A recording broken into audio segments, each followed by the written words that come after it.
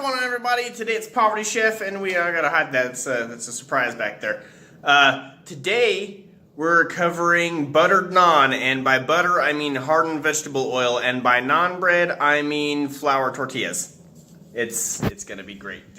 I got butter all over the here. Look, so I got the tortilla there. You can see it's all greasy looking, and then there's the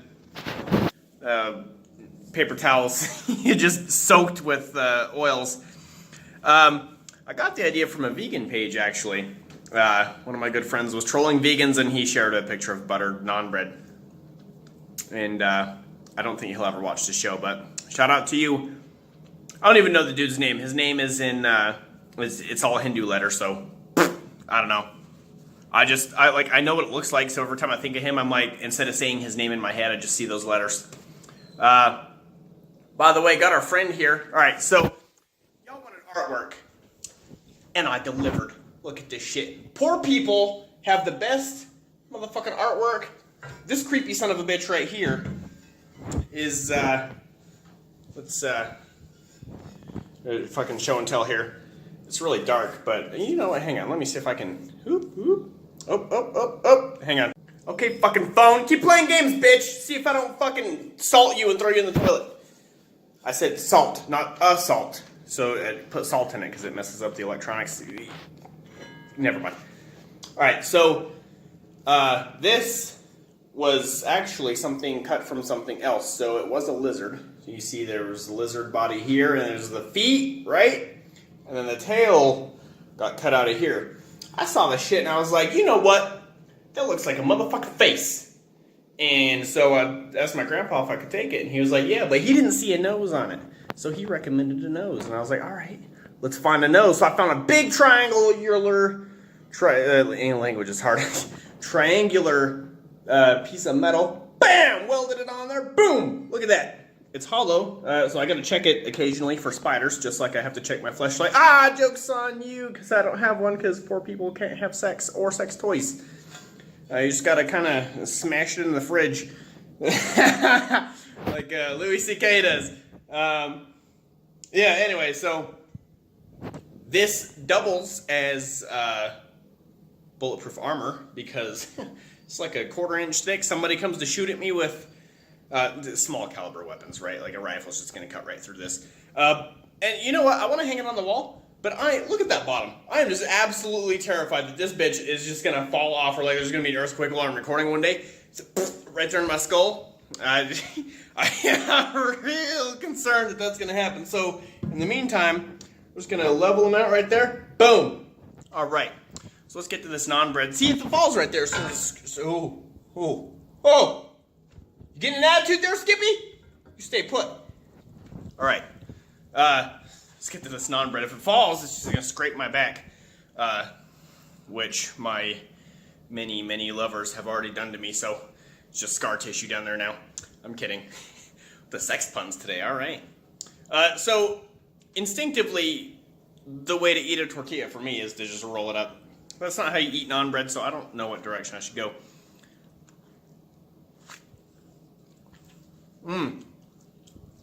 It's like turning the flesh from a live elk.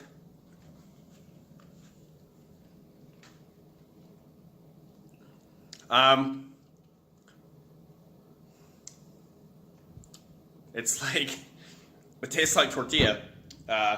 It should be naan bread, but I don't have naan bread. That piece of beautiful artwork back there, guys. What should we name it? Should we name it Skippy, because that's what I just called it when it started back talking to me?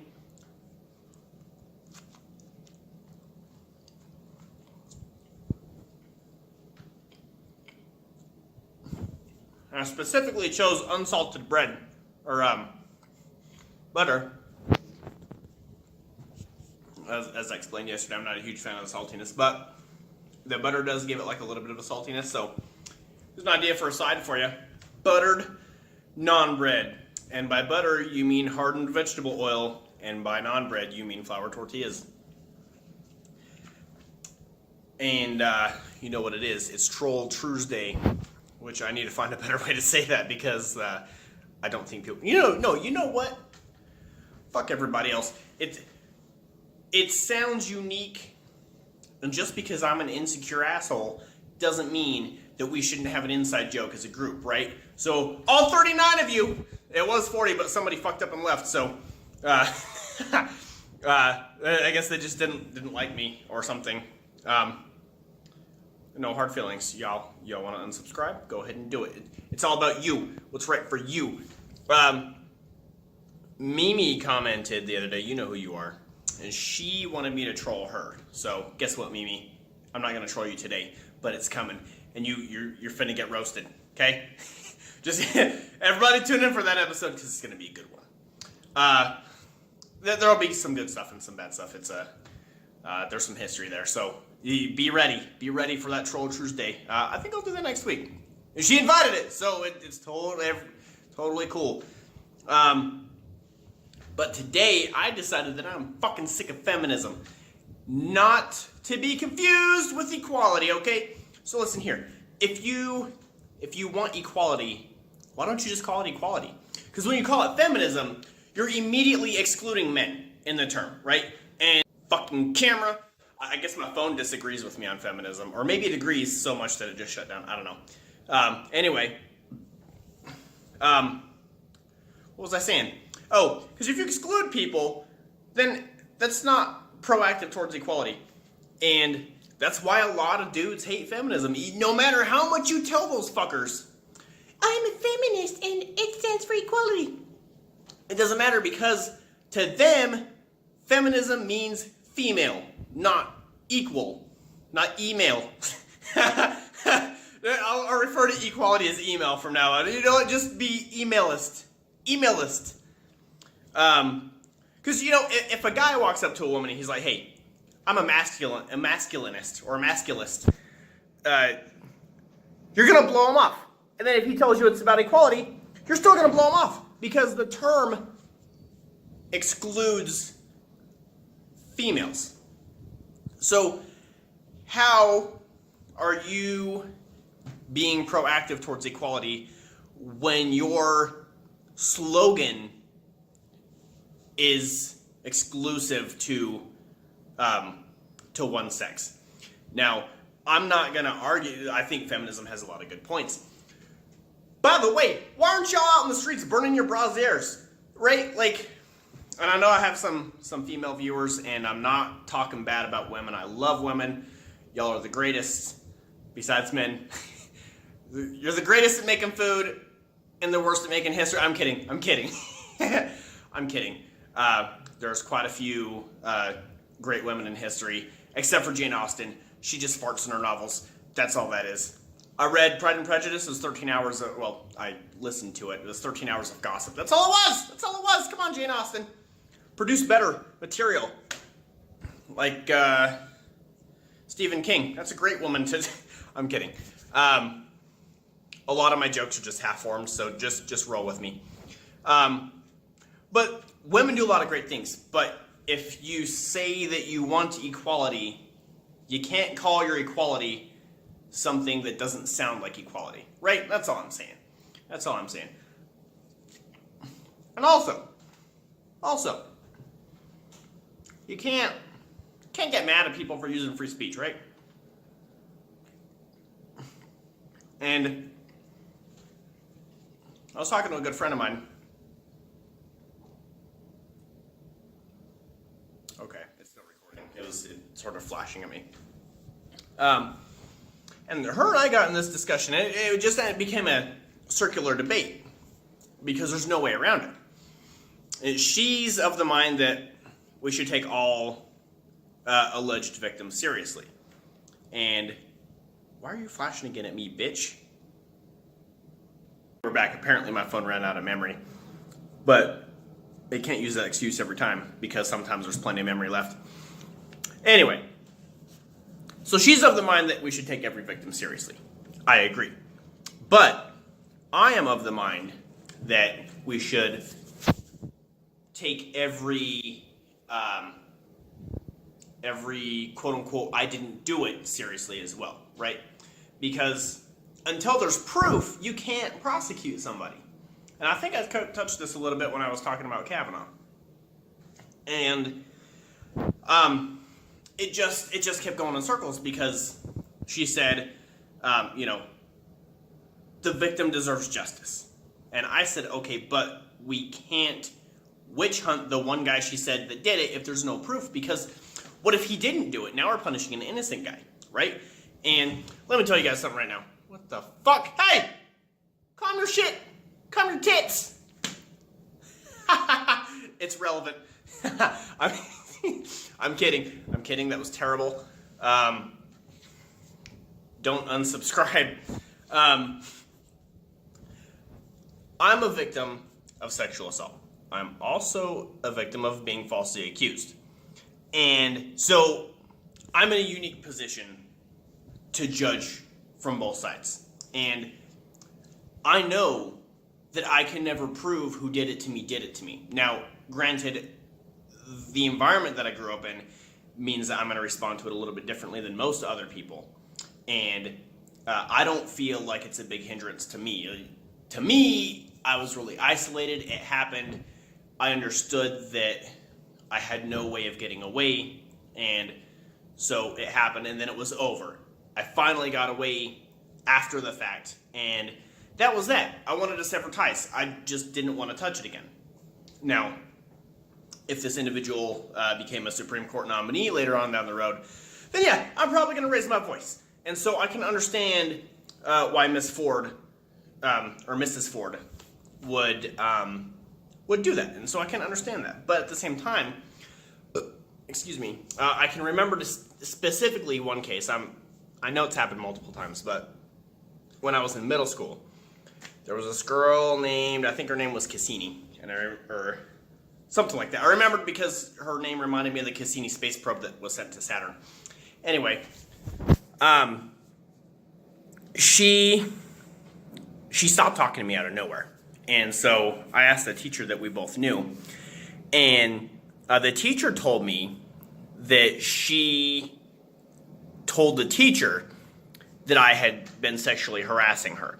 Now, I think that's what was said. It might have been assault or whatever, but I'm sure if she had said assault, then it would have been a lot more serious than the teacher just telling me that it was harassment. But I never spoke to her in a sexual way. I talked to some of my friends that way, and maybe she was around during some of those conversations, but it's impossible for me to have been sexually harassing her if she was never even involved in those conversations. And the implication in that situation was that it wasn't an overheard thing, that it was, I specifically targeted her.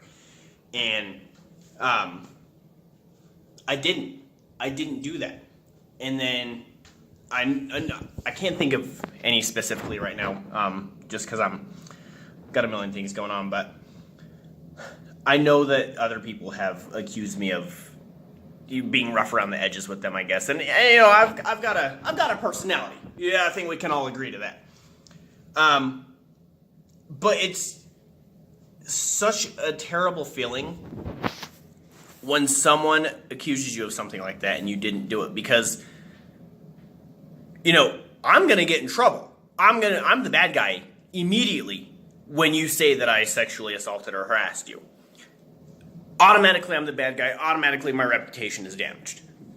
And even if you don't have proof as a victim, I still look bad.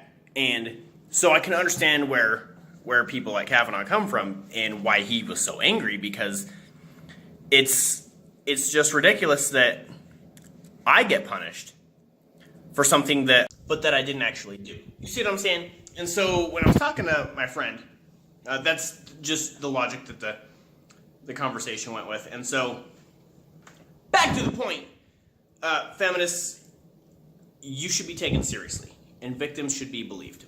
But we can't just punish somebody on an accusation.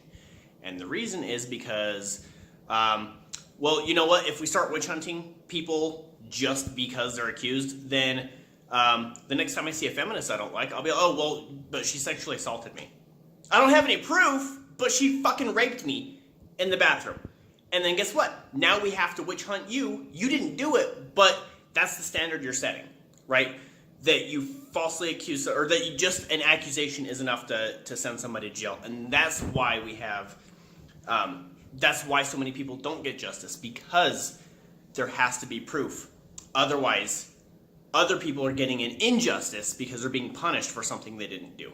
So we need to ask ourselves, do we want a society where we pursue justice so aggressively that in the process of pursuing justice, we undermine the process of giving justice, because now we're putting people in situations where they're getting the opposite of justice by incriminating people without proof. I'm rambling. I think I'm explaining this adequately. I don't know. I hope y'all are understanding it. And that's just kind of the modern, most relevant tangent for feminism. And that's why a lot of people don't like feminism, because like your social justice warriors and like a lot of liberals, they don't feel heard, and so they take these extreme stances. And these extreme stances push people away, which makes them feel more unheard, which makes them try to become more extreme. And it just feeds back into itself. So all I'm saying is, if you want equality, don't shove feminism down people's throats. Just say you want equality and be done with it. And I'm fucking tired of seeing people, oh, I need feminism because of this. No, you need equality, motherfucker. That's all. Like, comment, and subscribe. And don't forget the delicious props for my videos. Buttered non-bread. Get it? Because it's non-bread. See you guys in the next episode.